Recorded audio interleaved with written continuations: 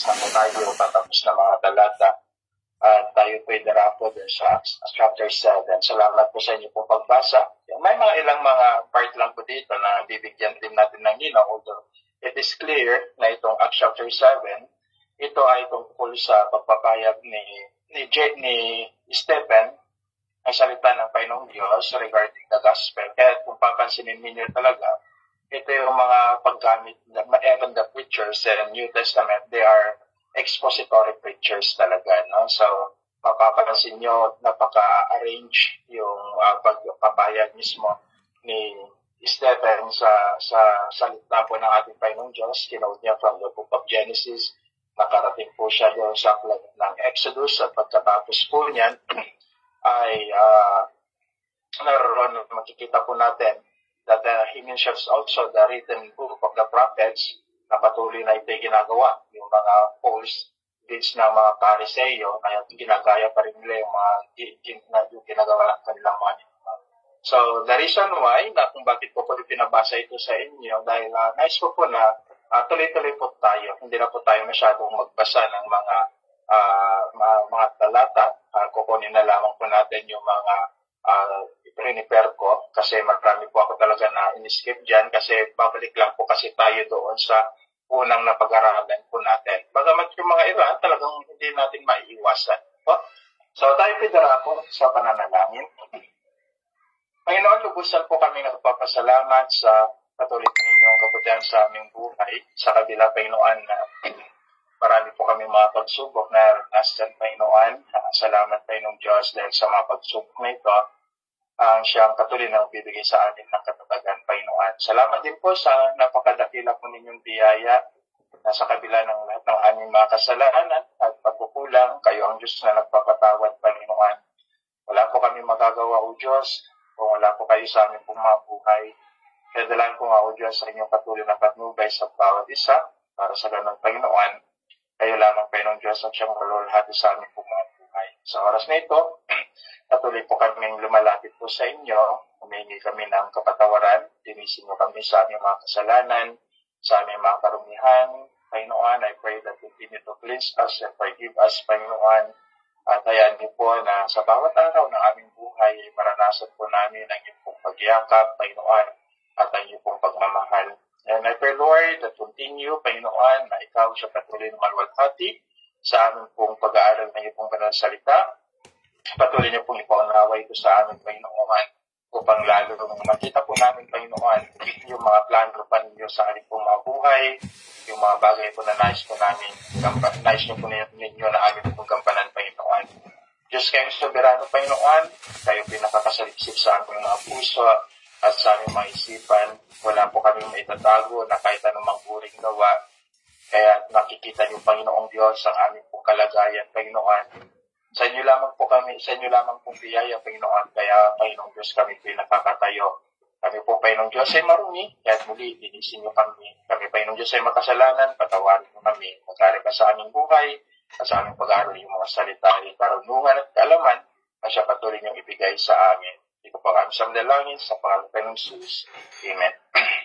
Okay, so sa mga ilang mga talata na hindi po natin natapos sa aklat po ng Acts chapter 6. So meron lamang po tayong babalikan po dito at bago po tayo magpatuloy sa Acts chapter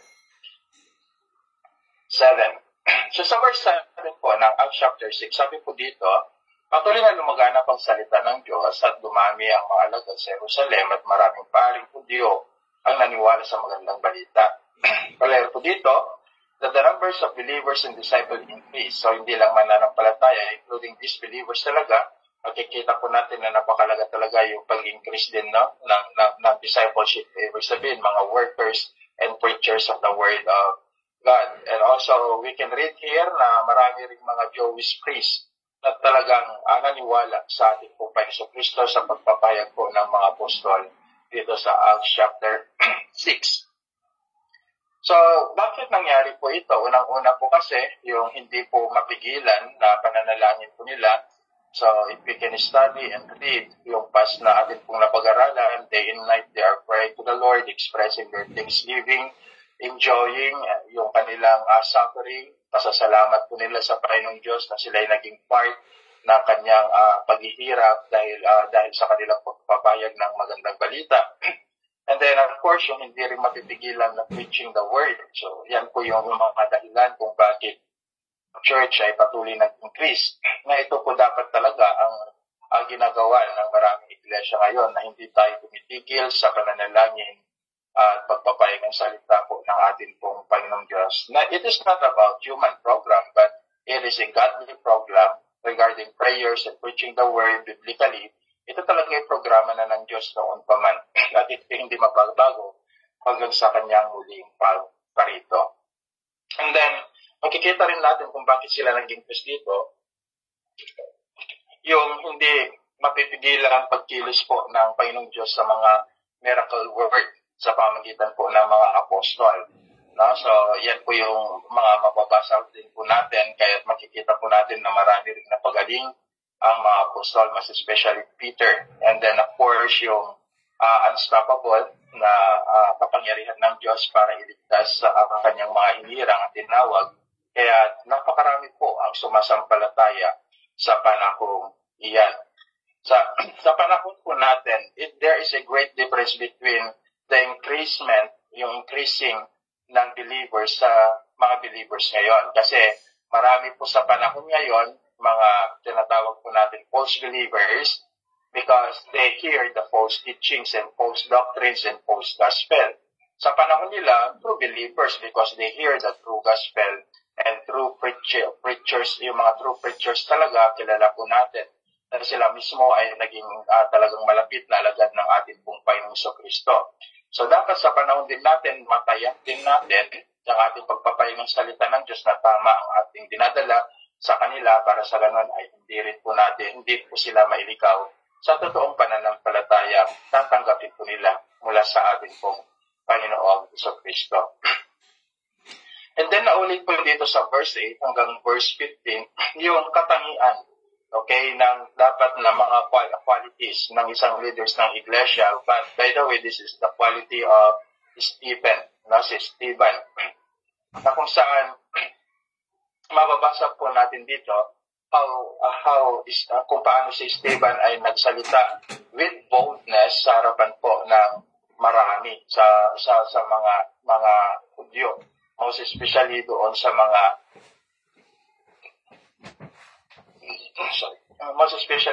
mga Pariseo at mga Sadyosyo. So, dito sa verse 7, the great qualities of Stephen, gusto ko lang baybayin natin konti ito. So, makikita po natin yan from 5 to 7. Stephen had a full of faith. So, full of faith po si Stephen. Puspos po ang kanyang pananampalataya. Wagas ang kanyang pagtitiwala sa ating pong Panginoong Kristo. And verse 5 hanggang verse 7, and mababasa rin po natin dito na si Stephen ay full of spirit. So, puspos din po siya ng banal na espiritu dahil ang isang tao na wala ang banal na espiritu, it is impossible for him na magkaroon po siya ng boldness to speak the truth. Kaya, yung mga nagpapayag ng salita ng Diyos na kung saan tinitwist po nila yung salita na sa kabilang banday dumarami po sila, it is not full of the spirit but full of deception in their heart and also in their words. So na marami pong mga naliligaw. Pero dito makikita po natin that Stephen is full of spirit, kaya yung courage niya, maging ang kanyang buhay, ang kanyang ibigay, dahil sa kanyang pananampalataya at espiritu tinanggap niya sa ating pong Panginoon. And then, doon sa verse 8, nakikita rin po natin dyan that Stephen is full of mighty works. So, gumawa rin po siya ng maraming himala sa pamamagitan po ng pangalan po ng ating pong Panginoong Kristo. Verse 9 and 10, full of wisdom, sobra po yung kanyang karunungan, hindi po siya masansala ng mga sabi. So, tingnan ninyo, no? Hindi sila nag-aral.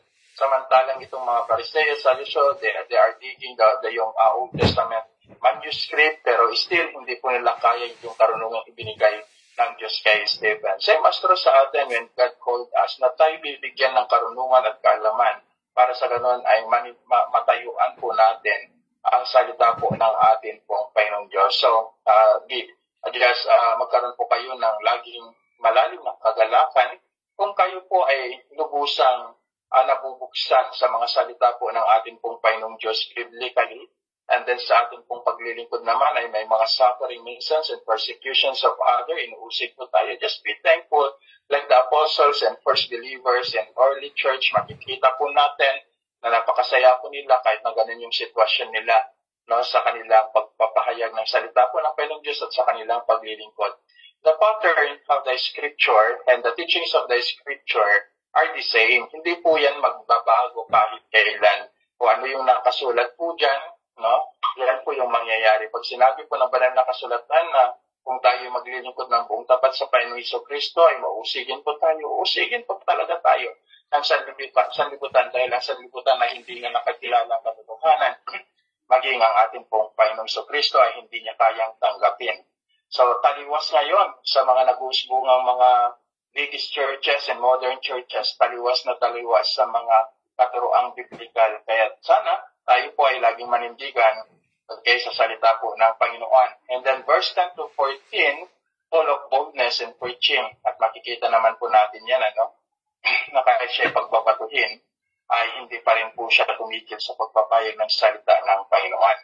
And then number 6, that the character and qualification of Stephen, makikita po natin dyan that full of humility and meekness, napaka-humble niya in verse 15. No? So, yan po yung makikita po natin. And then, sa chapter 7, additional sa kanyang character, full of prayers, makikita po natin yan at mababasa natin sa pagpapatuloy po natin ng pag-aaral ng Book of Acts. Dito sa aklat po ng Gawa, chapter 7, verse 1, ganito po si Esteban ay tinanong ng mga pinakapunong pari, totoo ba ang lahat ng ito? So, possibility, ang nagtatanong po dito, ay maaari pa rin si Caiaphas, ang pari na pinakapunong pari sa panahon ito, dahil siya ang maaari pinakapunong pari hanggang sa AD 65. So, hanggang sa panahon pa rin po ni Apostle Pablo. To make you understand, ang bagay na ito, kinuha ko po sa isa sa aking study Bible regarding the timeline, kaya maganda rin pong pinag-aaralan po natin ang timeline. So, yung mga ilang mga isinulat na aklat, dito ka na rin po babanggitin, babanggitin ko pa rin ito sa pag-aaral po natin sa first missionary and second missionary and third missionary po ni Apostle Pablo. So let us titingnan po natin itong timeline po ito. So noong AD 30, Jesus Christ was crucified, Pentecost Church begin. So ito po yung makikita po natin. Noong AD 30 talaga nagpatuloy po ito, ang ating pong Panginoong Jesucristo ay napako sa krus ng Kalbaryo at pagkatapos po niya, after 40 days, okay, yung ascensions po niya, at makikita rin po natin nagpasimula yung Pentecostal days po nito, fulfillment in the book of Joel. Kahit kung papansinin po, kasi pag nagbabasa po tayo ng Bible, parang akala natin tuloy-tuloy po yon. So may years, okay, may years gap po yan. Ito po ay napatunayan at inaral po ng maraming mga Bible scholar at kapanipaniwala naman ang kanilang paglalagay ng timeline kasi ito ay talagang base sa kanilang pagsasaliksik ng maraming manuskripto at history yung nangyari, nangyari. So, yun po, makikita po natin dito that AD 30 hanggang 34, mababasa po natin, makikita po natin dyan, the days of Pentecost yan. So, yan yung Acts chapter 1 hanggang chapter 3. Okay? And then, makikita rin po natin yung Stephen martyrdom. Dito natin magbasa, Acts chapter 35. Ito na yung chapter 6 na pinag-aralan natin hanggang chapter 7. And then, dito na rin magpapasimuli yung tinatawag po natin full conversion hanggang chapter 9. And then, noong AD 38, Paul returns to Tarsus. Okay, so si Paul ay bumalik na rin po sa Tarsus. Pagkatapos po niyan, ay hinanap niya po si Barnabas, saka hinanap ni Barnabas si Paul, that is AD 43. Sa AD 43. And then, James martyred Peter and imprisoned in AD 44. So dito po naisulat from AD 38 hanggang 44, dito naman po naisulat po ang aklat ng James. Okay, so tandaan po natin yan. So ang aklat po kasi ng James ay sinulat po yan noong AD 42 hanggang 44. And then pagkatapos po niyan, Paul first missionary journey. Okay, so ito yung unang-unang paglalakbay na Apostol Pablo nung pagkatapos po na mapatay si James bilang isang martir, nagpasimula na po ang paglalakbay po ni Apostol Pablo. And then, of course, mababasa po natin dyan yung tinatawag po natin Jerusalem Council, that is in AD 50. So doon sa AD 40, doon sa first missionary journey, tandaan po natin na unang sinulat po ni Apostle Pablo ay ang aklat po ng Galatians hanggang sa Jerusalem Council.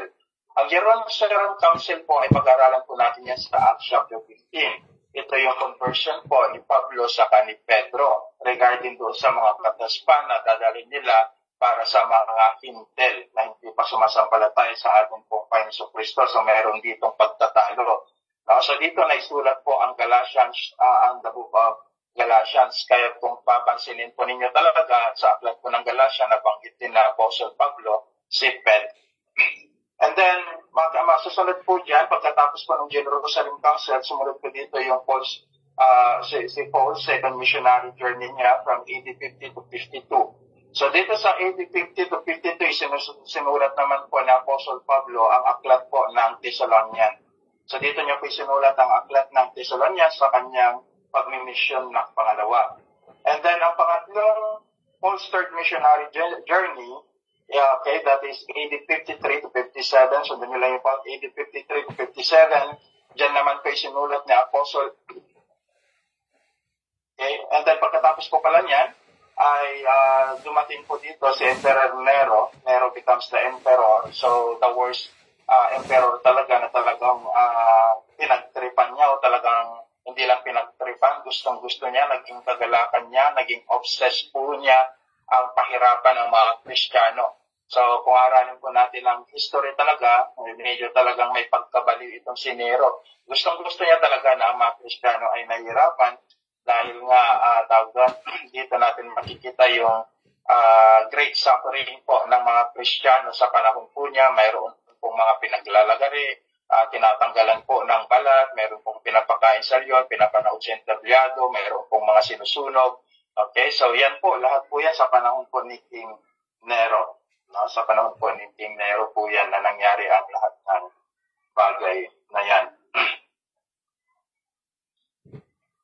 And then of course, ito yung pagtayo din po na Apostle Pablo doon sa mga emperor po, especially Emperor Philip doon sa aklat po ng Acts chapter 20 to 23, that is AD 59. And then, ganun din sa Paul's impressions in Caesarea, that is AD 57 to 59. So, halos magkaparehas lamang po ang taon na yan. And then, yung Paul's release from prisons in AD 62, dito na isulat po yung aklat po ng Peter. So, sa Pedro po ang sumulat po dyan. By the way, balikan po natin, ng AD 60 saka 62, dyan kay sinulat pala yung Philippians, Ephesians, Colossians, and Timothy. And lastly, as we can read this, noong si Paul martyred, wala na po dito si Paul from Rome destroyed Jerusalem. Ito yung fulfillment sa sinabi po na yung ating pong Panginoon Kristo, no, na ang templo ay mawawasak. Winasak po ito ni General Timothy. And then pagkatapos po niyan, makikita po natin from AD 64 hanggang 60 hanggang 70, dito naman po sinulat ang aklat ng Hebreo. So, ang aklat po ng Hebreo, if you study, one time po siguro maganda pag-alaran po ang aklat po ng Hebreo, makikita po natin yung suffering po ng mga Kristiyano, kung paano yung authors po dito ay in-encourage niya po ang mga Kristiyano. So, pwede niyo pong isulat po yan doon sa inyo pong mga notebook regarding yung journey po or timeline ng Book of Acts, kasi napakahalaga po ito pag ito po inaaral po natin at tayo po nagbabasa. So yung timeline po kasi talagang nandiyan po yung mga date settings po niya na napakahalaga na maunawaan din po natin. No? So and even the books na atin pong binanggit kung kailan po naisulat ito, para sa ganun ay alam po natin kung alin yung una at yung nahuli. Kaya minsan marami pong nagsasabi na ang aklat daw ng Genesis ang pinakauna sa lahat, hindi po. Ang pinakaunang aklat talagang naisulat po ay aklat po ng Job. Kaya dapat magkaroon din po tayo ng pagsusuri sa salita po ng ating pong Panginoon. So, bakit ko po sinabi po itong timeline? Kasi katulad ng sinabi ko, itong panahon po kasi ni Caiaphas ay itong panahon po ni Caiaphas ay nasa 15 years, no? Na pamamayagpag niya as the high priest. So, yan po yung makikita po natin kaya ibinigay ko po sa inyo ang timeline. So, diretso na po tayo sa ating pong ilang mga pag-aaral. In verse 4, makikita rin po natin dito that Abraham, ito na yung preachings po ni Stephen, ito yung preachers po ni Stephen, no, na pinapatunayan niya na maging sa Abraham ay galing po sa lupain ng Caldeo, dati si Babylonian, Chaldean's place, bago po siya pumunta po sa Haran, at pagkatapos po niyan ay bago po siya nanirahan ng tuluyan doon sa Kanaan. Binanggit din po dito sa chapter 5 at sa verse 5, no, na regarding yung pangako ng ating pong Panginoong Diyos sa kay Abraham at sa kanyang magiging anak na mamanain nila. Quoted po yan sa aklat po ng Genesis chapter 7 to 8 at hanggang sa Genesis chapter 48 to verse 4. Okay, so Genesis chapter 17 verse 8 and Genesis chapter 48 verse 4. At ito yung gusto ko rin po na bigyan natin ng konting pag-aaral. Genesis, Acts chapter 7 verse 6. Sabi dito, ganito ang sinabi ng kanyang Diyos. Makikitira sa ibang lupain ang iyong magiging lahi, alipinin sila roon at pahirapan sa loob ng 400 taon. So, we can read that in the book of Genesis chapter 15 verse 13 to 14. Ang Diyos mismo ang eksaktong nagsabi na maghihirap ang bansang Israel ng 43 taon. So, it was fulfilled in the book of Exodus chapter 12 verse 40 sa kanilang paglaya. Okay? So, mahalagang bagay na pag-aaralan po natin dito, ang mahalagang aral na pwede po nating matutunan dito ay ang malaman ang Diyos ang nagtatagda ng lahat ng bagay na maging ang paghihirap at pagtitiis ay nagagamit para maisakatuparan ng kanyang kalooban. So, ulitin po, taliwas pa rin po ito sa mga turo ng mga bagong mga iglesia ngayon. Okay, so dapat makita po natin na maging pala yung mga kapigatian natin minsan, kalungkutan at marami pang mga iba, ay nagagamit ito ng Diyos sa atin para lalo tayong lumago sa ating pananampalataya at may sakatuparan ang layunin niya at kalooban sa ating mga buhay. Kahit anuman ang ating kalagayan ngayon, maaaring naghihirap tayo sa iba't ibang aspeto, huwag kakalimutan na maaaring kasangkapan ito ng Diyos sa atin upang lalo pang mapatatag ang ating pananampalataya at upang lalo pa nating malaman at maunawaan ang kanyang totoong kalooban para po sa atin. Ang Bible po ay laging nagtuturo sa bawat mananampalataya ng pagtitiis. So hindi po dapat natin ito alisin na katulad po ng ginagawa ng iglesia ngayon. So ang pagtitiis ay parte na po ito ng ating pong paglilingkod sa ating pong Panginoong Kristo dahil ang mga apostol, ating pong Panginoong Kristo, ang mga propeta, mga sinaunang mananampalataya, ay nagtitiis po sila sa maraming bagay, lalo na sa kanilang paglilingkod po sa Panginoon. Pero tandaan po natin, ang isang pagtitiis na walang kaugnayan sa ating paglilingkod sa ating pong Panginoong Kristo, ito po'y walang kabuluhan. Kahit mahalaga na sa ating pong pagtitiis, lagi itong may kaugnayan sa ating paglilingkod sa Diyos at sa ating pananampalataya sa ating pong Panginoong Kristo. Bakit? Sa Roma chapter 8 verse 18, in-encourage po tayo na Apostle Pablo na sabi niya, para sa akin, ang pagtitiis natin sa kasalukuyan ay hindi maihamping sa kalwalhatian ipapayag sa ating balang araw. This is a great encouragement to every one of us na sa kabila ng ating pagtitiis sa lupang katawang ito, sa buhay na ito, no? So darating pa rin ang panahon na yung kalwalhatian naghihintay sa atin kung hindi po tayo mapapagal at mapapagod, ay makakamit po natin balang araw. This is a good encouragement to individual for us, lalo na sa mga nagtitiis sa maraming mga bagay. No? So, tandaan po natin, ulitin po, na ang pagtitiis po natin sa gawain ng Panginoong Kristo at paglilingkod sa Kanya ay kasama na po yan sa ating pagtatawag sa Kanya. Mga kapatid, ang paghihintay sa pangako ng Diyos para sa atin ay nangangailangan ng mahabang pagtitiis. At huwag po natin yung kakalimutan. No? So, habang inintay din po natin yung fulfillment of God's promises to us, hindi lamang yung kanyang mga pangako na ating tatanggapin sa mundong ito, kundi yung mga pangako talaga na pangwalang hanggan, dahil dito tayo tinawag. So kailangan po natin na mahabang pagtitiis. Kahit habang nabubuhay po tayo, kailangan din po nating matutunan ang pagtitiis. Ito ay ipinagpaunang turo na rin po kasi ng ating pong Panginoong Jesucristo, maging sina Pedro at Pablo at ng iba pang mga apostol.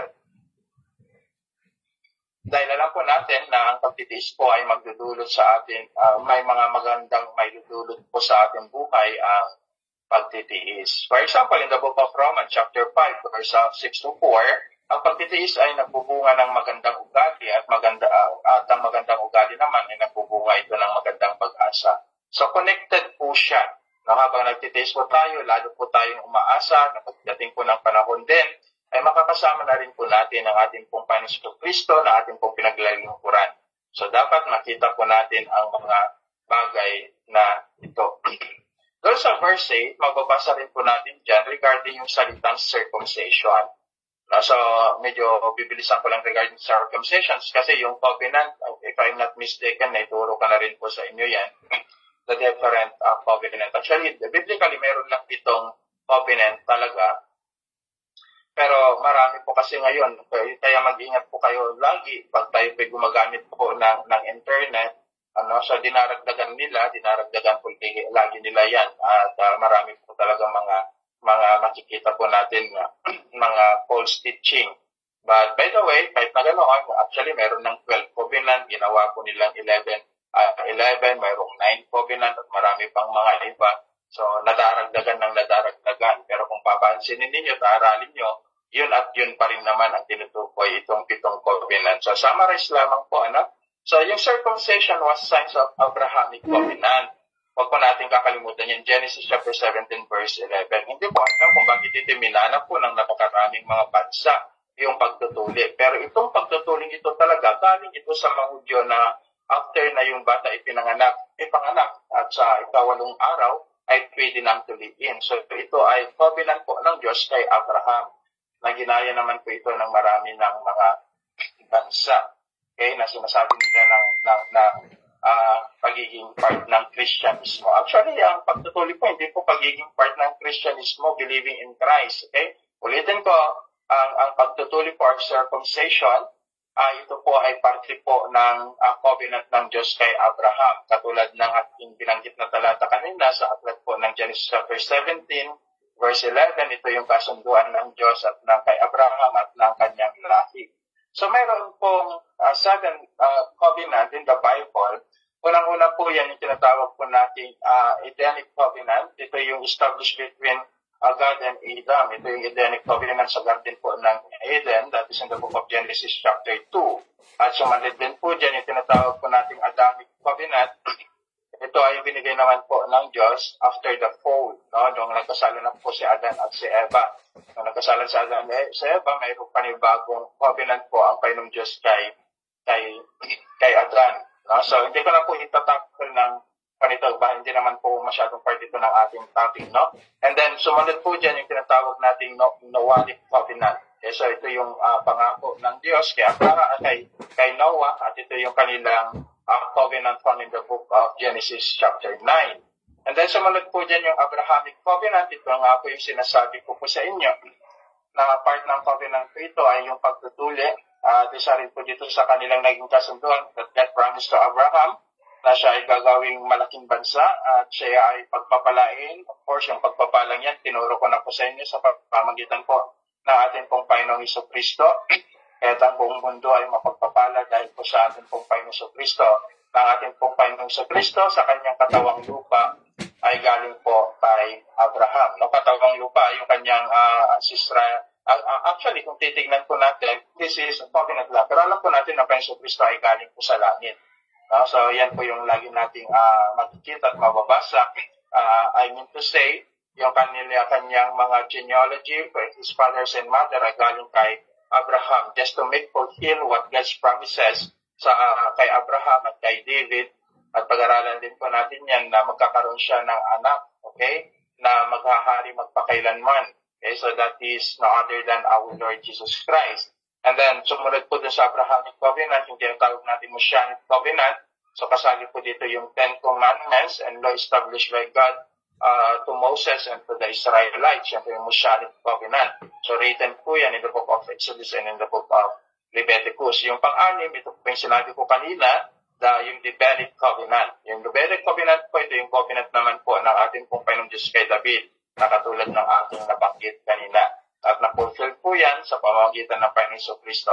And lastly, at pang-pito, yung New Covenant or sinasabi nilang the Covenant of Grace. So, napakaganda rin po ito, no? At alam po natin that we are living na in the dispensations of grace. So, yan po yung covenant na ginawa po ng ating pong Panginoong Kristo sa bagong tipan, sa bawat mananampalataya at sa kanyang iglesia, at ito pinagtibay ng kanyang katawan at dugo. Kaya meron po tayong Santa Cena. Sa verse 32, nakikita rin po natin dito, kaya ko po pinabasa po sa inyo kanina para makita po ninyo, maunawaan nyo na rin po konti, kaya sabi ko na mayroong ilang mga escape tayo na mga talata. So makita po natin yung preachings po dito mismo ni Stephen, no? So yung kanyang mga preaching, yung kanyang pagpapayag, so talagang ginamit niya ang kabuuan ng Torah when he preached the gospel of our Lord Jesus Christ. No? So makikita po natin yung kanyang paggamit.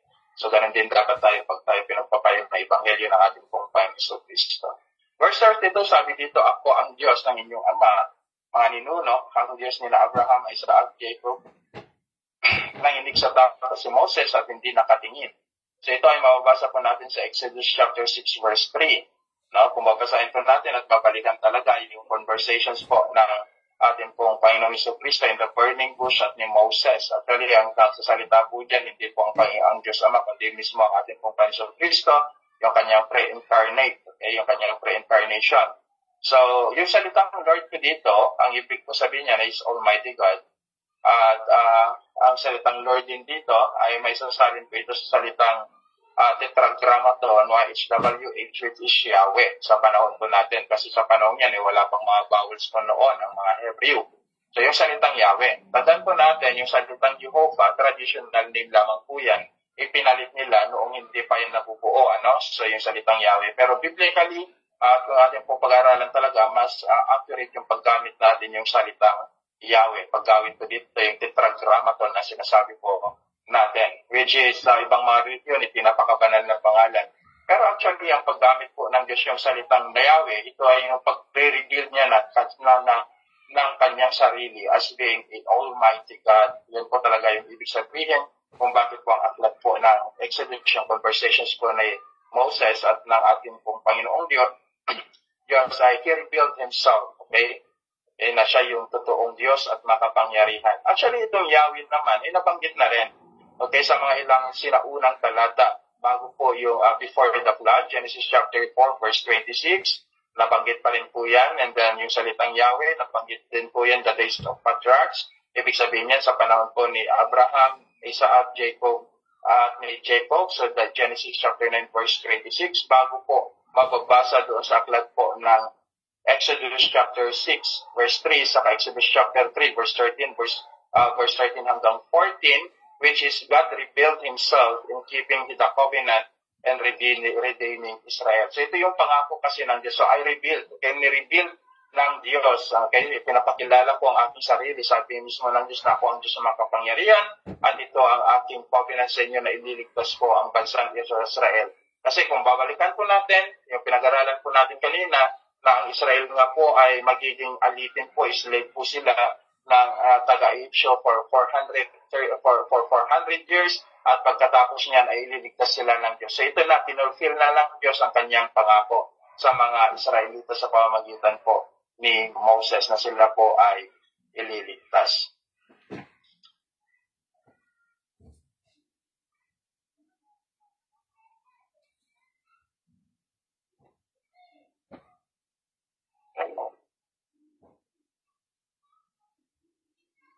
And of course, yung salitang Yahweh po dyan na atin pong mababasa at makikita at naging familiar naman ito talaga sa marami, no? Na we are using regarding yung salitang Jehovah, which is the confound name po ng atin pong Panginoong Diyos. So, maganda rin po na mai-remind sa atin ito, although alam ko na lagi niyo po itong nababasa kasi ito yung naging familiar na. Pero mayroon lang mga ibang mga bagay when we are using this particular verses, dapat maging clear po sa atin. Actually, yung component po ng Yahweh, okay, sa panahon natin hanggang ngayon na naging traditional si Jehovah Jireh. Pero dapat ang paggamit po nito talaga at mas maganda, tatawagin natin Yahweh Jireh, Yahweh Rapha, Yahweh Nisi, Yahweh Shalom, Yahweh Tekinu, Yahweh Ra, Yahweh Shammah. Pero katulad ng sinabi ko, traditionally, naging familiar na po kasi sa atin yung salitang Jehovah, and a lot of people today, hindi pa rin nila alam yung salitang Jehovah. Ini-insist naman pito ng Jehovah's Witnesses na ganito, pero actually, may namit akong isang Jehovah's Witness, sabi ko, hindi naman talaga yan, traditional din niya. Maniniwala ka at hindi, sabi ko, tetragrammaton niya at Yahweh. Hindi, totoo naman sabi nila na Yahweh. So therefore, bakit nila ginagamit pa yung Jehovah? Sabi ko sa kanila, hindi sila makasagot para mapatunayan na kayo talaga yung saksi ni Jehovah. So yan po yung isang bagay. Pero much better na kung maunawaan din po natin ang mga meaning po nito. For example, yung Jehovah Jireh, and then some people quoted this in the book of Genesis chapter 2, verse 13 to 14, and some verses in the Old Testament time. Actually, ang Jehovah Jireh po, it is not God will provide, the Lord will provide your needs. Okay? Ang salitang talagang Jehovah Jireh talaga, the Lord will provide, okay, the Lamb, or yung ating pong tagapagligtas. Okay, so that is we can find in the book of Genesis chapter 22, nangyari po yan sa panahon po na Abraham at ang pag-aalin sa kanyang anak na sa Isaac, and then ang Diyos po ay nagpadala po ng isang ram. At yun po yung inalay po niya doon sa altar. Ito yung simbolo po sa ating Panginoong Kristo in New Testament time na yung pag-aali ng dugo ng ating Panginoong Kristo, ito yung magpo-provide ng kaligtasan sa lahat ng sangkatauhan na kung saan sumampalataya at naniwala sa Ebanghelyo ng ating pong Panginoong Kristo. Kaya minsan sa panahon po natin, pag sinabi nila Jehovah Jireh, God will provide, pwede naman po yan if we quote right verses. For example, pwede natin gamitin ito when God will provide our needs. That is in the book of Philippians chapter 4 verse 19. Okay po yun. Pero dapat makita po natin yung kabuuan. Yung kabuuan talaga ng mga title names or compound names po na ating po Panginoon Kristo regarding Jehovah. Yung Jehovah Jireh, Jehovah Rapha, Jehovah Nisi, Jehovah Shalom, Jehovah Tsidkenu, Jehovah Ra, and Jehovah Shammah. One time po pag-aralan po natin yan, even the chapters and verses siguro, to make it clear lamang kung bakit ito yung compound list ng ating Panginoon Kristo has he represent. Kaya sabi ko nga sa inyo kanina, okay, he revealed himself, ipinakilala na ng Diyos ang kanyang sarili sa paraang ito. Sa paraang ito na ang Diyos, okay, ang magliligtas sa kanila, na ang Diyos ang magpapagaling sa kanila, na ang Diyos ang siyang kanilang tagumpay, no? Siya ang Diyos ang kanilang kapayapaan, na ang Diyos ang kanilang katwiran, na ang Diyos ang kanilang pastol, na ang Diyos ang kanilang ang laging sumasama sa kanila. So ito yung ni-reveal ng Diyos sa mga Israelita na ito, ako ito. Okay? Sabi ng Diyos, ako ito, ako si Yahweh, ako ang Diyos na magpo-provide ng inyong kaligtasan, ako ang Diyos na magpapagaling sa inyo, ako ang Diyos na inyong tagumpay, ako ang Diyos na inyong kapayapaan, ako ang Diyos na inyong katwiran, ako ang Diyos na inyong pastol, ako ang Diyos na kung saan laging sumasa inyo.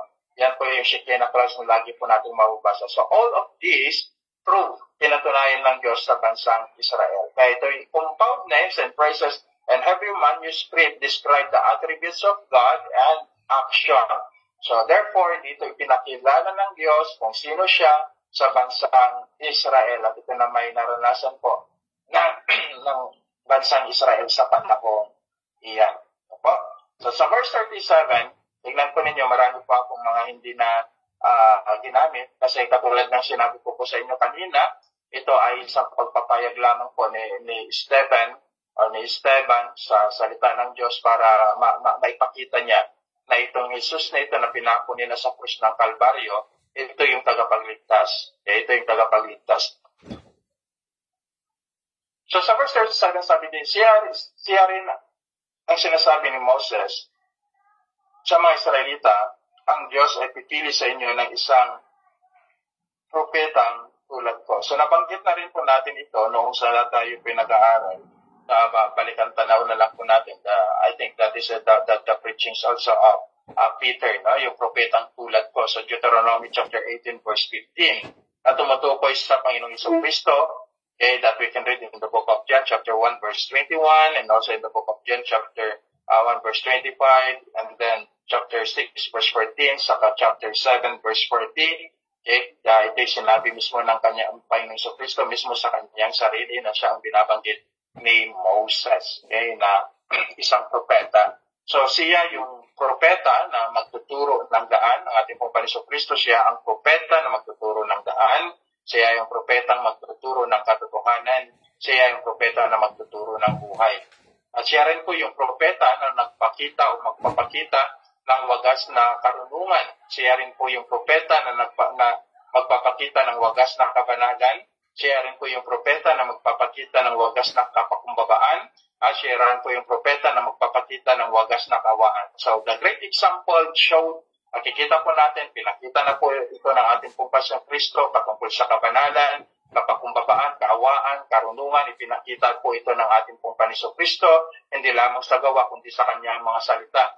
Ganon din naman doon sa katotohanan, daan at buhay, ito'y kanyang pinanindigan that the only way, the only truth, and para sa buhay na walang hanggan ay sa ating pong Panginoong Jesucristo lamang. So ito yung tinutukoy kay Esteban. Ito ang Jesus na pinako niya sa krus ng Kalbaryo na siya ang siyang magbibigay sa inyo magtuturo sa inyo ng tuong daan at magdadala sa inyo ng totoong buhay. Ito yung pinatay ninyo. So dito medyo nasasaktan talaga yung mga Hudyo na nakakapakinig sa kanya, the elders and some Jews, and most especially the Pharisees talaga, dahil direct po siya talaga na magsalita. Dinadirect na talagang ipinapakita niya yung kasalanan, yung kalikuan at kasamaan ng henerasyon sa panahon yan na ginagawa po ng mga Pariseo.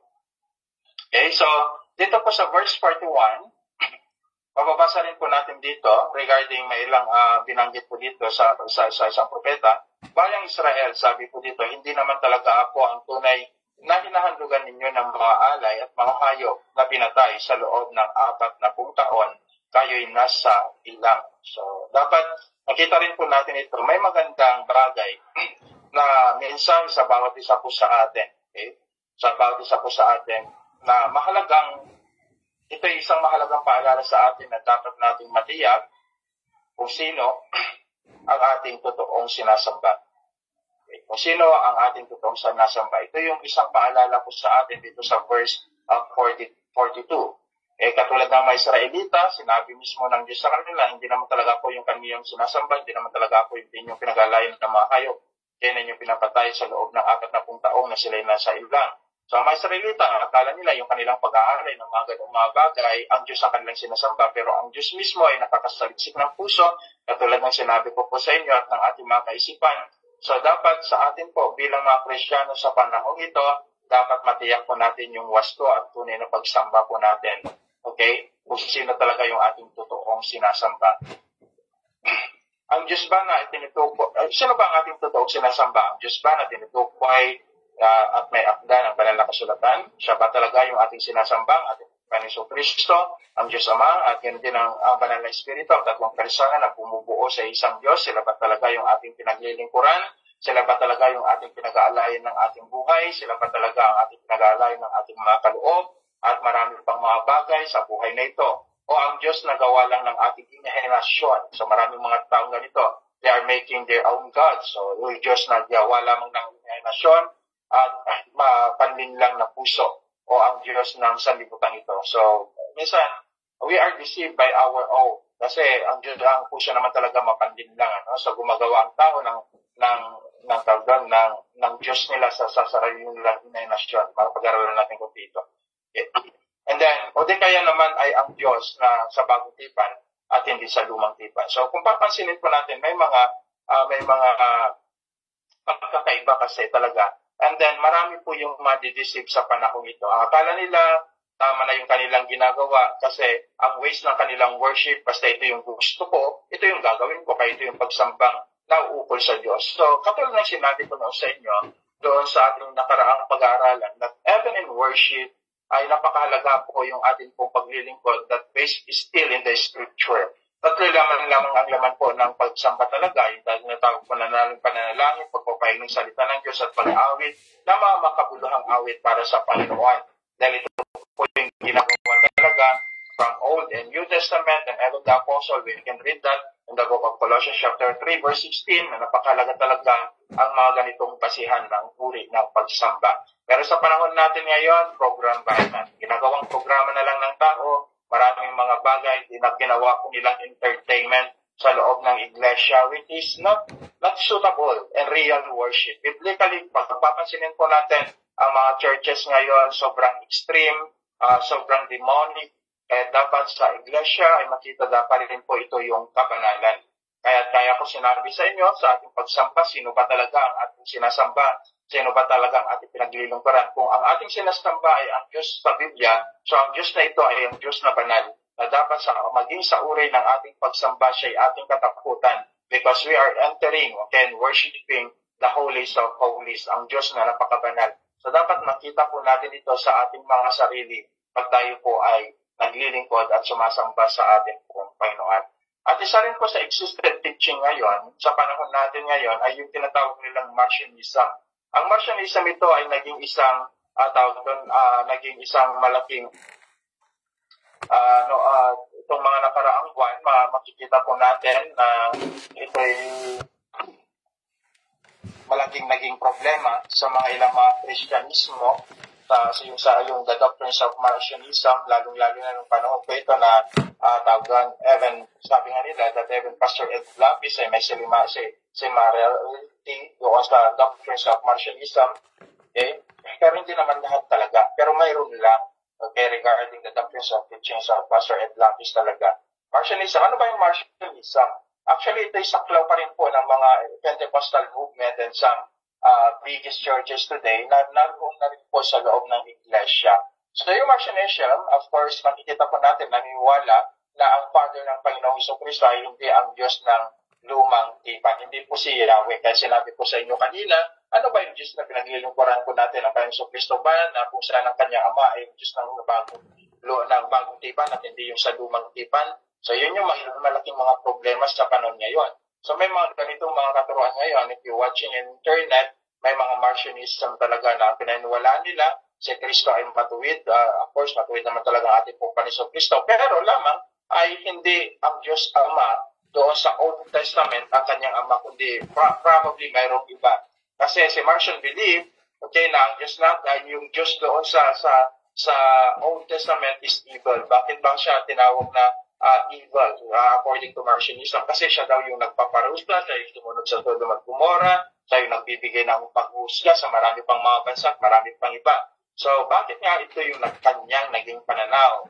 Marcionism naniniwala na may ibang mga ama ang Panginoong Kristo na makapangyarihan at hindi ang Diyos sa lumang tipan. Na naniniwala siya na ang Diyos sa lumang tipan, ito ang kaaway talaga ng Diyos Ama o ng ating pong Panginoong Kristo. At si Marcionism naniniwala rin na ang Panginoong Kristo ay hindi nagkatawang tao. Of course, si Pastor Ed Lapis naniniwala siya na ang ating pong Panginoong Kristo ay nagkatawang tao. Naniniwala rin po siya na yung Diyos sa Old Testament ay ang ama po ng ating pong Panginoong Kristo. Pero dito makikita rin po natin na marami po sa mga churches ngayon, may tuturing pa rin po silang Marcionism na naniniwala rin naniniwala sila na ang Diyos ay di nagpaparusa. Ito kasi yung doctrines ng Marcionism.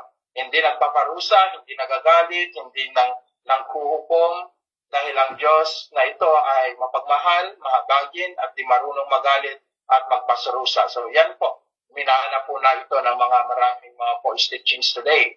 So yun yung pananaw nila ngayon sa Diyos. Okay? Ang Diyos, okay, ay katulad na rin yung Diyos na ginawa ni Marcionism. Hindi po yung Diyos sa Bible ang tinutukoy niya, kundi yung Diyos na kanyang pinaniniwalaan ng isang tao, na ngayon naman ay pinaniniwalaan na tulad ng modernong iglesia sa panahon ito. Okay? So tulad na rin ito ng mga modernong iglesia, na bago na rin yung kanilang Diyos, nagkaroon na rin sila ng modernong Diyos na gawa ng tao at gawa ng kanilang puso. So this is the most especially this is the God of prosperity gospel and some other religion. Bakit? believing that God is so much good, susundin niya ang lahat ng gusto nilang hingin at gawin, hindi nagkukulang, hindi nagpaparusa, hindi nagpaparusa sa maling pamumuhay, Diyos na mahabagin at mapagmahal, kaya wala ng impyerno, Diyos na mapagbigay, kaya siguradong ang pagyaman, Diyos na mapagbigay, kaya sigurado na yung pagyaman mo. So yun po yung mga problema ngayon, naglilingkod ka sa Diyos na ito, pag naglingkod ka sa Diyos na ito, at di na maghihirap, wala na rin karamdaman, wala na rin sakit, at pag ikay nagkasakit at ikaw pang naghirap, ikaw pa ang i-blame nila, no? Nakulang ka sa pananampalataya, sapat na yung in Jesus' name, declarations, at marami pang mga iba. So ito yung Diyos na ginawa ngayon ng modern churches today. It is not the good God of the Bible. Hindi na nila itinuturo na pag ikay naging Kristiyano, kailangan mong magtiso, wala na. Pag ikay naging Kristiyano, napakasaya, napakagalak, this is the new teachings that people embrace today. Na dapat maging clear naman po sa atin sana. At maging maingat po tayo. Oo, hindi po tawag. Ito yung hanap po kasi ng tao. Ito po kasi yung hanap ng marami. Sino ba naman ang hindi magkakagusto pag ganito talaga ang Diyos? Actually, ang Diyos po natin talagang sobrang napakabuti. Okay? Ang Diyos po natin talagang sobrang napakaawain. Ang Diyos po natin ay talagang sobrang mahabagin kaya binigyan niya ang kanyang biyaya. Pero huwag po natin babawasan ang kanyang katangian. If God is love, God is justice. Tandaan po natin yan. If God, ang Diyos po natin ay mayroong mga minamahal, mayroon din po siyang kinamumuhian katulad ng kasalanan. At dapat balansihin natin dahil ito yung pagtuturo ng banal na kasulatan. Actually, if you study, excuse me, study the attribute of God, nakikita po natin yung kabuuan ng Diyos na pinaglilingkuran po natin. Na sa lahat ng aspeto, siya ay patas. Okay? Binigay niya kanyang kautusan na dapat nating sundin. At sa pagsunod natin dito, mayroon tayong mga pagpapalang makakamit. At sa di natin pagsunod dito, ay mayroong parusang makakamit. At sa ating pong pananampalataya sa Panginoon Kristo, dahil siya po ang Diyos na mapagpiyaya, ito yung mga bagay na pwede po nating angkinin sa ating pong mga buhay. Pero itong turo ng karamihang iglesia ngayon, napakalungkot dahil they twist already the Word of God, wala na sila doon sa realidad, inalis nila yung mga ilang part na katingian ng Panginoong Diyos na ayaw nila. Diba? Inalis nila yung God, si God of Justice. Inalis na po nila yon. Ayaw nila. Ang Diyos hindi nagpaparusa, ang Diyos hindi nagbibigay ng mga suliranin at marami pang mga iba, etc. So lahat ng mga negatibong bagay sa Bible na pwede mong mabasa regarding the characteristics of God, inalis na nila. Ginawa nilang positibo. Kaya marami pong mga pumupunta sa UKCG Church, marami pong pumupunta sa mga prosperity gospel, meron po akong napanood dyan na hindi na dapat daw kailangan pang banggitin yung mga kasalanan sa loob ng iglesia dahil nagbibigay karagdagan lang daw sa sama ng loob o bigatin pa ng mga nakikinig nito. That is the big problem today. How people, paano sasampalataya ang isang tao sa totoong salita ng Diyos kung walang convictions of their sins at wala pong repentance? Kaya ako naniniwala, pagdating po ng Panginoon Kristo, mas marami po talaga ang hindi maliligtas sa Pentecostal movement. Pentecostal movement because they believe in the false God. Mali yung kanilang pinaniwalaan, mali yung kanilang sinampalatayanan. Pero tandaan po natin ito. Kaya nga po, napaka-halaga na sa bawat mananampalataya. But by the way, elected people, I do believe that they will maniniwala sila the right gospel. Sila talaga ay mapupunta sa totoong mga katuruan po ng ating pong Panginoon Kristo. That is the Bible teach. Ayan po yung sinuturo ng banal na kasulatan. So, ito yung Diyos na sinasamba ngayon ng modernong iglesia at ng mga ilang mga prosperity gospel at mga ilang mga iglesia. Okay, ito kaya mas marami sila dahil ito yung lagi nilang itinuturo sa kanila. Sa church natin, itinuturo po natin ito. Totoo naman, ang Diyos po natin, mapagmahal, sobra. Ang Diyos natin maawain, sobra. Ang Diyos natin mahabagin, sobra. Ang Diyos po natin na pinaglilingkuran, laging nagbibigay ng ating pangailangan, sobra po yan. Totoo po yan, lahat po yan. Pero, ulitin ko, huwag lang po nating alisin that God is a God of justice para mabalanse po natin at may turo po natin ng tama. Ang Diyos po natin pinaglilingkuran ay Diyos na kung saan patas ang kanyang mga pamantayan. So, dapat dito sa aklat po dito, sa akin pong binasa in verse 42, matiyak po natin kung God, sino ang Diyos na ating pinaglilingkuran at sino ang Diyos na ating sinasamba.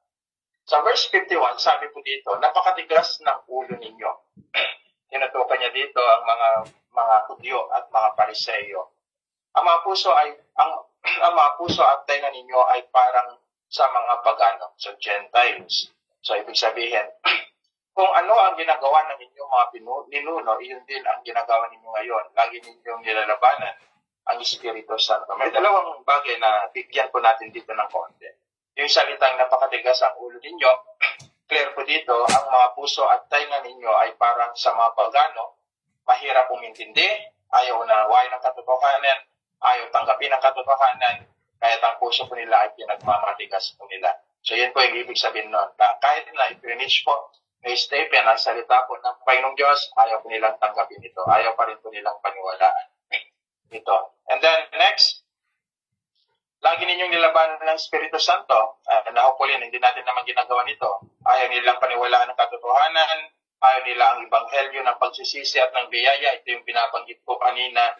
And then, ang gusto nila ay yung sarili nilang pananaw at katotohanan. So, that is the great problem today. Actually, the Spirit teach the truth. Tinuturo niya ang katotohanan, tinuturo niya yung turo ng ating Panginoong Kristo. Kaya ang Iglesia na hindi nagtuturo patungkol sa katotohanan at patungkol sa realidad ng banal na Espiritu, yan po ay malaking problema sa panahong ito ngayon. At marami po ang napupunta sa maling katuruan. Always remember that the teaching of the Holy Spirit, wala po siyang ibang ituturo kundi ang paturo ng ating Panginoong Kristo, found in the book of John chapter 14 and also chapter 16. So siya po yung laging gabay at nagtuturo sa atin ng katotohanan sa mga turo ng ating Panginoong Kristo. So kaya sabi po nila noon na bakit daw may mga hindi ako naniniwala sa banal na Espiritu. Actually, I believe in the Holy Spirit biblically. Hindi lang talaga nila matanggap. Okay, na yung sabi nila, hindi daw ako naniniwala sa speaking tongues. Naniniwala ako sa speak in other tongues. Kaya binanggit ko sa inyo ang Acts chapter 2, which is yung speaking tongues. It is not, hindi yung nagbibigay ng confusion sa loob ng iglesia, hindi yung salita na hindi naunawaan ng kung sino-sino pa man, kundi ang salita, isang salita na native language na maaaring maunawaan ito ng nakikinig. So lahat po yan ay napag-aralan na po natin in the book of Acts, beginning chapter 1 hanggang chapter 6. So lahat po yan. At napakalaga talaga na itong mga pagkilos ng banal na Espiritu ay maunawaan din po natin as a being believers and followers of our Lord Jesus Christ. Verse 52. Sabi po dito sa ilang propeta ang hindi inusig ng inyong mga ninuno. Hinatay nila ang mga nagbayad tungkol sa pagparito ng matuwid na lingkod. Ang ating Panginoong Kristo ang tinutukoy po dito na inyo namang ipinagkalulo at pinatay. Ito'y patunay na pag nagturo ka at nagpatutuo ng buong katotohanan, ay uusigin ka. Ang masaklap pa ay baka patayin ka. No? Patayin pa tayo sa pagtuturo natin ng buong katotohanan, and that is true. Ang mga propeta ay inusig at pinatay. Huwag po natin kakalimutan. Ang mga apostol ay inusig din at pinatay. Ang mga ilang mga mananampalataya ay inusig din at pinatay. Maging ang ating Panginoong Kristo ay inusig din at pinatay dahil sa pagtuturo pa nila ng totoong kaligtasan at daang ng buhay. Tapos sa panahon ngayon, kung ating titignan, pag magturo ka ng katotohanan daw, sabi nila, ikaw ay payayamanin. Ang laking taliwas, ano? So kung ganun palang balinsahan, gustong-gusto ko talaga maging preacher. Okay? Pero gusto ko maging preachers talaga hindi regarding these things. Mali mo ba naman, ang mga pastor ngayon, meron mga private plane. So, dapat mag-ingat po tayo. Like Kenneth Copeland, Benny Hinn, at marami pang mga preachers na ginawang business ang iglesia. So tapos sa panahon na ngayon, pag nagturo ka daw ng katotohanan, ay payamanin ka, hangan ka, magiging kakampi mo ang mga nasa matataas na katungkulan, ang sanlibutan, magiging sanlibutan, dahil ito ang nais ng Diyos daw. At ang mga pangarap mo ay matutupad dahil hindi gagawin ng Diyos ang mga dahil hindi gagawin ng Diyos na buntot kundi ulo. How many times that I heard this? Hindi ko alam kung naituturo sa inyo. God will make you head, not tail. Hindi ko alam kung tama po yung kanilang pag-interpret dito. No? So, ginagamit ko ito as teaching sa leadership, etc. Actually, ito pinangako ng Diyos sa mga Israelita. So, make it clear lamang po sa bawat isa sa inyo, sa aklat ng Deuteronomy chapter 28 po ito binanggit. Nung binanggit po ito ng Diyos sa kanila, dahil sila po ay naging alipin ng ito, darating ang panahon na kayo naman ay magiging isang bansa na. Which is, they are the head. Sila lang mamumuno. Hindi na sila alipin. Nasunod-sunuran katulad ng buntot. Bakit? Sila po kasi naging alipin sa ito. Kaya problema minsan, if you are not studying the context. Kaya ito, ginagamit ng marami. Oh, God will make you head. Kahit walang kakayahan sa leadership, God will make you head. Yan yung mga naging problema doon sa mga ganitong mga katuruan po sa loob ng iglesia. Most especially prosperity gospel using this particular verse. Hindi naman masama. Okay, hindi naman masama sa paggamit nila halimbawa sa ganoong pananaw. Huwag lang nila tatanggalin yung konteksto na ano yung pakulugan nito. Bakit sinabi ito mismo ng ating pong Panginoong Jesucristo sa kanila? Kasi kung papansinin po ninyo, ang binabanggit nito doon sa Deuteronomy chapter 26 regarding blessing and curse, at maunawaan po natin dito regarding blessings and curse, kaya binanggit niya pa rin dyan yung curses na nangyari doon sa ito. So ito yung pangako ng Diyos. So ibig sabihin, darating ang panahon, pagka susunod, etc., magiging hari ka, magiging isang bayan ka, hindi ka na magiging sunod-sunuran. Ginawa naman ng Diyos eh. Kasi ang Israel, bagamat sila yung stiff-necked, may panahon na sumusunod sila, may panahon naman na sila ay tumatalikod sa ating Panginoon. Ganyan talaga kanilang sitwasyon noon, urong-sulong ang bansang Israel. May panahon na pinagpapano sila ng Diyos, may panahon naman na pinaparusahan sila ng Diyos. No? So dapat makita rin po natin yung bawat konteksto din ng banal na kasulatan when we study. Pero one day, pag-aralan din po natin ang mga bagay na ito. Hapyaw lamang po yan. Kaya, mga kapatid sa Panginoon, ang Diyos at ang Biblia ay di magbabago at hindi po ito nagbabago at kung ano ang nakasaad dito ay siya rin ang masusunod at mangyayari. Kaya tandaan po natin yan. Siya ang masusunod, siya yung mangyayari. Kaya kung handa ka na mamuhay at magturo ng buong katotohanan sa turo ng Panginoon Kristo at ng Biblia, handa mo na rin ang iyong sarili na mapagtawanan ka paminsan-minsan, mahusik ka paminsan-minsan, okay, mahirap at mayroong makaranas ka ng paghihirap, okay, paminsan-minsan, o di kay tuloy-tuloy din, o di kay naroon din na kung maaari siguro ay baka luubin pa ng Panginoong Diyos na magkakaroon tayo ng sacrificial. Okay? Pwede tayong kunin, patayin sa pamagitan ng pagtuturo natin ng katotohanan. Lahat po yan nakasaad. Kung ano yung nagawa ng mga propeta, ng mga apostol, o ng mananampalataya, maging ating Panginoon Kristo set a great example to His follower, same as true to us if we are follow our Lord Jesus Christ. Katulad po ni Esteban. So katulad po ni Esteban na napuspos ng banal na kasulatan ng Espiritu at talagang naunawa niya ang banal na kasulatan, hindi po siya nag-aalinlangan sa kanyang pananampalataya, dahil naunawaan niya. Kaya kung dumating man yung ganitong sitwasyon na nangyari sa kanya sa Acts chapter 7, wala siyang pag-aalinlangan. Bakit? Tanggap po niya. Dahil yun yung realidad at yun yung turo ng ating pong Panginoon Kristo. The church, okay, ang church ng sinaunang iglesia, the early church, nagdala po sila ng malaking pagbabago hanggang sa panahon po natin ngayon dahil po sa kanilang pagsasakripisyo. So hopefully that is the legacy na dapat din po nating sundan. Isang yapak na dapat po nating hakbangan para sa ganoon ay lalo po tayong maging matatag sa paglilingkod sa ating pong Panginoong Jesucristo. Verse 53, tumanggap kayo ng kautusan ibinigay sa inyo ng Diyos sa pamamagitan ng mga anghel, ngunit hindi naman ninyo ito sinusunod. So, yun yung problema, no? So, even the Israelites given the law, the real law of our Lord Jesus Christ, namili lang sila. Yun yung problema talaga. Kung sa Israel noon, meron na silang tinatawag na batas 613 laws, dinagdagan ko nila ito ng mga batas ng tao at yung sinusunod nila ay yung mga bagay lang na gusto nila at hindi yung mga bagay na talagang layunin at gusto ng ating pong Panginoong Diyos. Sa panahon natin ngayon, ganun din ang maraming mga tao. Ang gusto lang nilang basahin sa Biblia ay mga bagay na kung saan pabor sa kanila. Yung mga bagay na kung saan alam nila na ito'y tawag doon, akala nila ito yung magpapayaman sa kanila. So, yun lang. Namimili po sila ng kanilang mga itinuturo, hindi na nabago. Okay? So, yan po yung malaking problema. Then sa verse 50, ito yung sa verse 58, makikita po natin ito yung isang binatang nagangalan sa ulo, that is Paul. Pero yan ay babalitan po natin pag nasa chapter 9 na po tayo.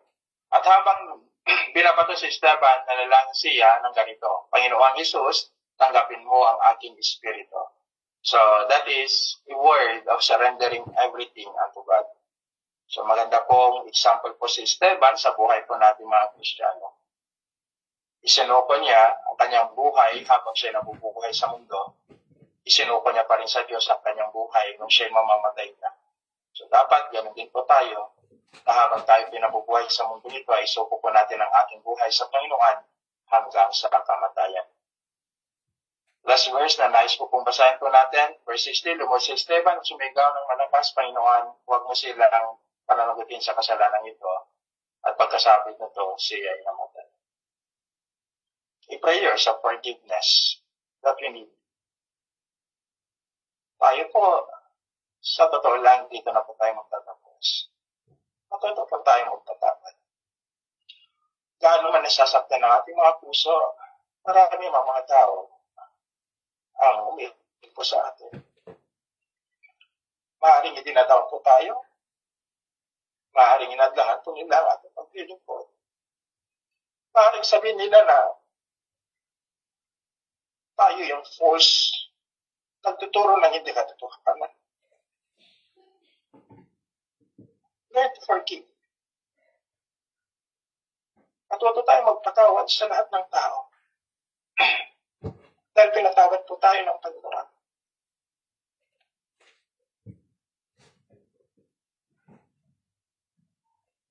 Sa bawat paglilingkod po natin sa Panginoon Diyos, huwag po natin kakalimutan.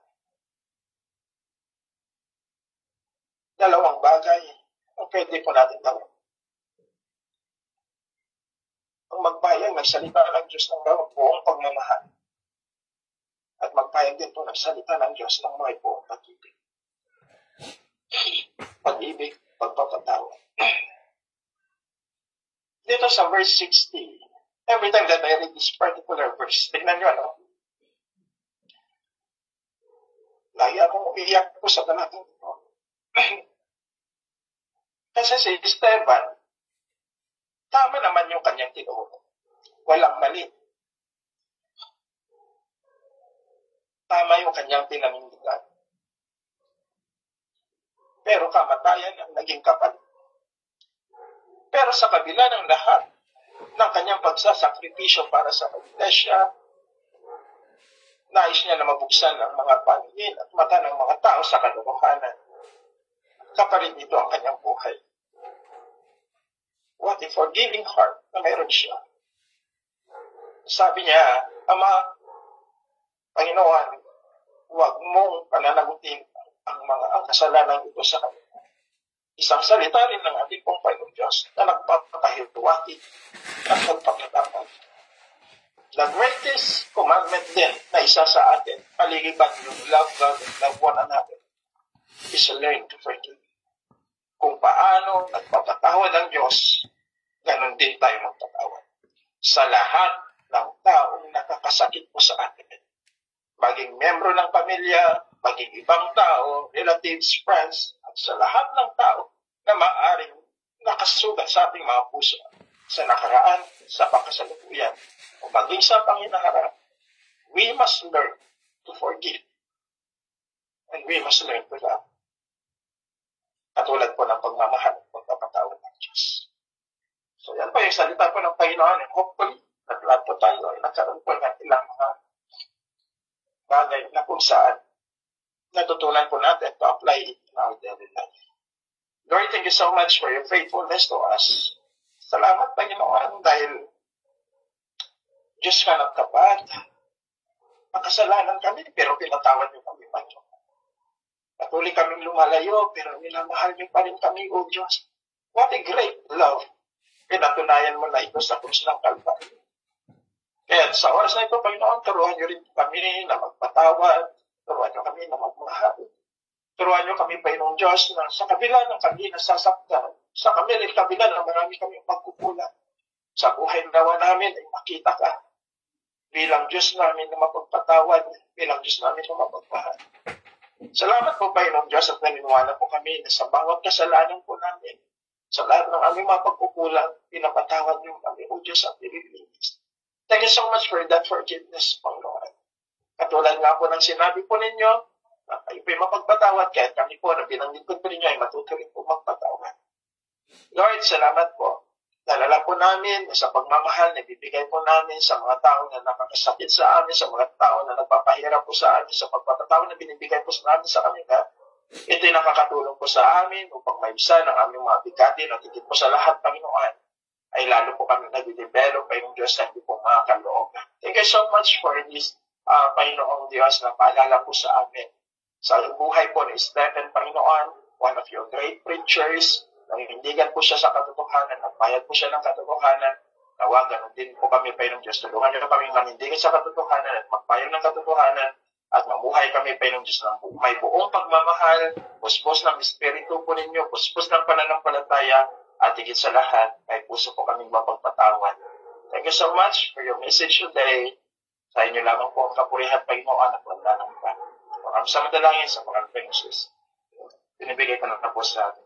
God bless po sa inyo.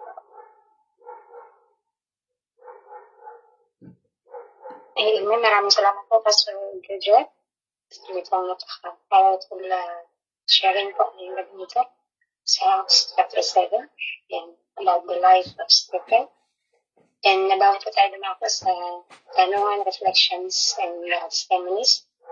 Ay, pwede ko bang manalangin kasi may papakain po ako ng aking alaga? Any volunteer po? Na pwede po manalangin sa ating sharer? Sis Miriam, available ka? Mag-pray para sa ating sharer?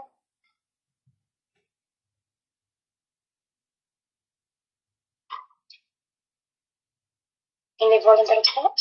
Please. Ako na lang, sis. God bless you po, Sis Miriam. Okay, nandito ako. Hallelujah. Maraming salamat, Pastor Georgette. Muli, na-bless na naman kami sa inihayag mong mensahe ngayong gabi. So, panalangin po natin si Pastor Georgette, mga kapatid. Father God, maraming salamat, Panginoon, sa katagumpayan ng aming gawain ngayong gabi, Panginoon. Tunay, O Lord, na Ikaw ang kumikilos sa bawat gawain, sa bawat mensahe namin narinig. Nararamdaman namin, Panginoon, ang presensya mo sa bawat salita na nabibigkas, Panginoon, ay tumutusok sa aming mga buto, Panginoon. Hallelujah. Salamat, O Diyos, sa kabutihan mo. Tunay, O Lord, na sinabi ni Pastor Georgette, Panginoon, ang lahat ng mga binanggit niya, O Lord, hallelujah, ay katotohanan, Panginoon. Alam namin lahat ng ito, Panginoon. Siya ang ginamit mo, O Lord, para daluyan ng iyong banal na salita. At sa gabing ito, Lord, bago ko po ipanalangin si Pastor Georgette, patuloy po akong humihingi ng kapatawaran, O Lord, sa isip, sa salita at sa gawa, O Lord. Dinisin niyo ang aking puso para maging karapat dapat po ako, O Lord, na maipanalangin si Pastor Georgette sa inyo, Panginoon. Salamat po, Diyos. Patuloy niyo gamitin pa mightily and powerfully, O Lord, sa aming gawain ng Bible Study Zoom, maging sa Pilipinas, O Lord, saan niyo siya ginagamit, Panginoon. Continue to use Him, O Lord, mightily and powerfully. Hallelujah, dahil alam namin, Panginoon, na ito yung purpose mo, O Lord, ang maghayag ng banal na salita, ihayag niya, O Lord, ang iyong gospel, O Lord, sa lahat ng nangangailangan, Panginoon. Sa lahat, O Lord, ng nais makinig, Panginoon, sa iyong banal na salita. Salamat po, Diyos. ang buhay ni Pastor Georgette. Salamat po, Lord. Patuloy mo siyang gabayan sa lahat ng kanyang gagawin. Panginoon, sa ministeryong ipinagkatiwala mo sa kanya, O Lord, patuloy mo siya pabigyan ng wisdom, O Lord, kaalaman at understanding pa sa lahat ng salita na kanyang inihahayag, O Lord, in Jesus' name. Salamat po, Lord, at patuloy niyo siyang bigyan ng kalakasan. Continue to heal him, O Lord, ano man yung kanyang katayuan ngayon, O Lord, tungkol sa kanyang throat problem, O Lord.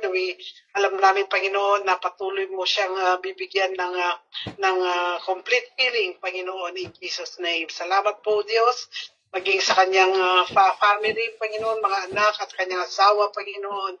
Patuloy mo silang pagpalain ng pamilyang ito. Iingatan, O Lord, ibibigay ang kanilang mga pangangailangan, O Lord, dahil patuloy mo silang ginagamit, Panginoon, na maglingkod sa inyo, Panginoon. Salamat, O Diyos, sa buhay ni Pastor, O Lord. Naniniwala kami, O Lord, na patuloy mo siyang gagamitin pa sa lahat ng oras, Panginoon, sa lahat ng panahon. Salamat po, O Diyos. Ito po ang aking samot na langit sa pangalan ni Jesus na aming tagapagligtas. Amen and amen. Amen po. Thank you so much po, Tita Lu, sa inyo pong panalangin para po sa ating Pastor Georgette. So tayo po ay dadako na po sa ating pong mga reflection. So bago po ang lahat ay nais ko muna pong batiin yung ating 19,000 participants.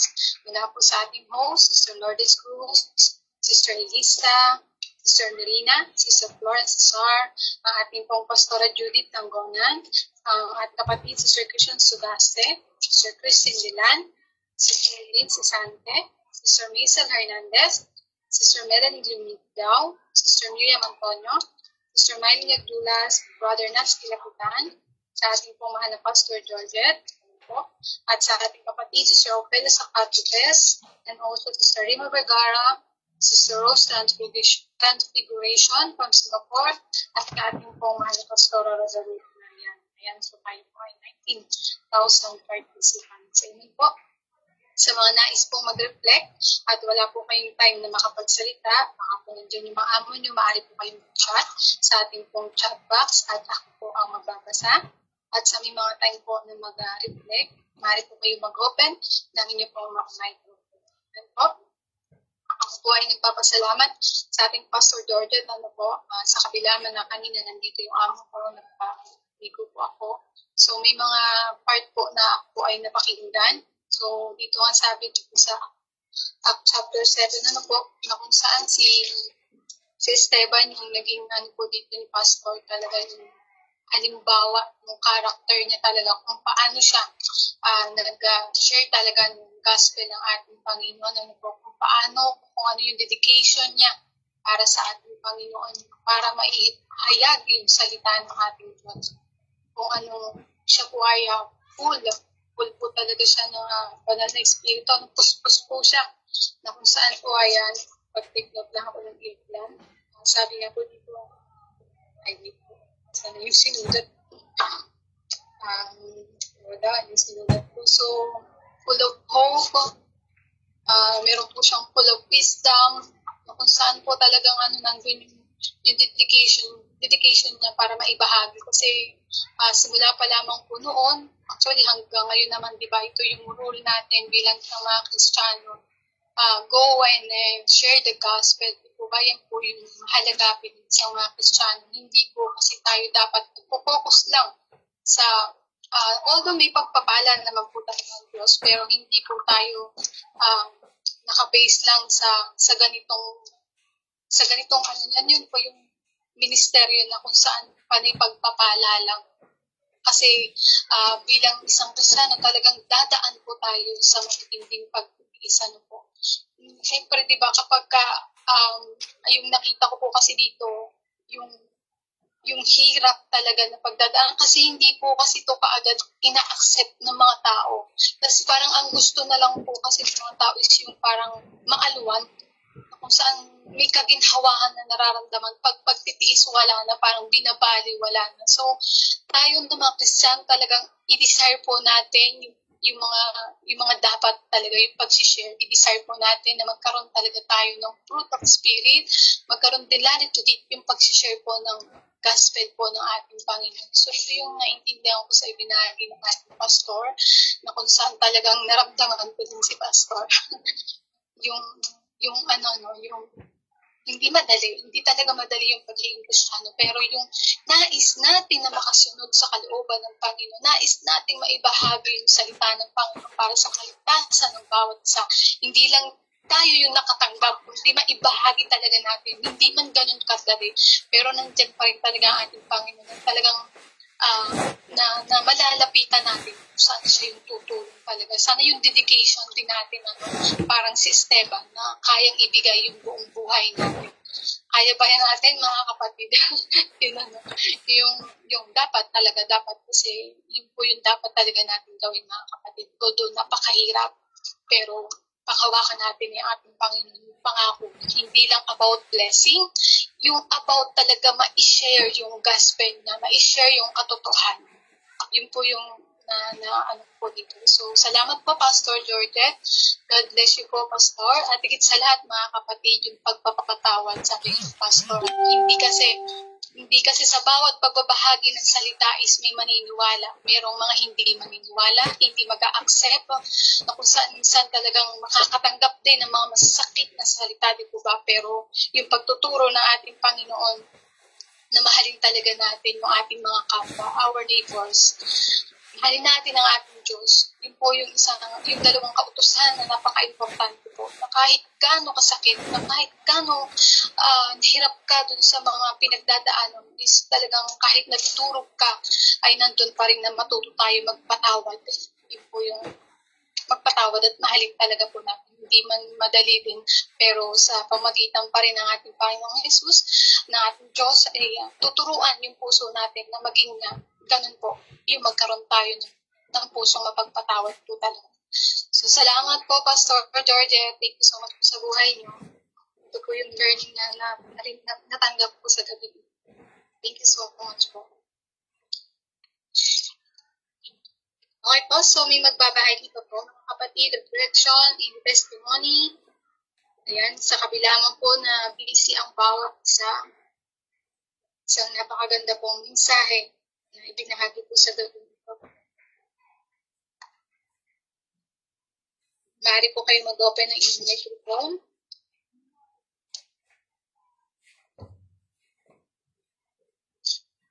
Kung wala na po, alam kong busy na kayong lahat at may believe na ang bawat isa po ay pinagpala at patuloy na pagpapalain pa sa mga ginagawa nating pag-aaral.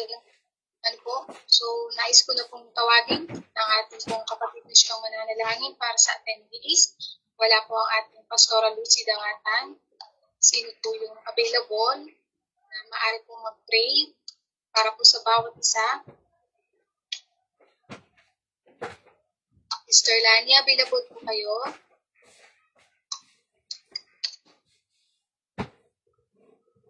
Sister Elisa? Okay po. Ate Lani? Okay, hallelujah. Okay po. God bless you.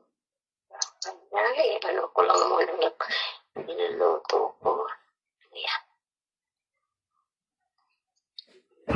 Magandang gabi sa bawat isa sa atin. Tunay nga na napakaganda yung mensahe ng ating Panginoon sa bawat isa. Kung paano tayo manindigan, kung paano tayo tumayo sa katotohanan sa pamagitan ng kanyang salita. Kaya mga kapatid, I do believe na bawat isa sa atin ay na-bless sa shinare ni Pastor Georgette. Kaya tayo magpasalamat sa ating Panginoon. Hallelujah, hallelujah. Yes, O Lord, hallelujah. Patuloy kami ugat na sambahin ka at nadakilain ka dahil ikaw ang Diyos na tunay nagmamahal sa amin. Ikaw lamang ang Diyos na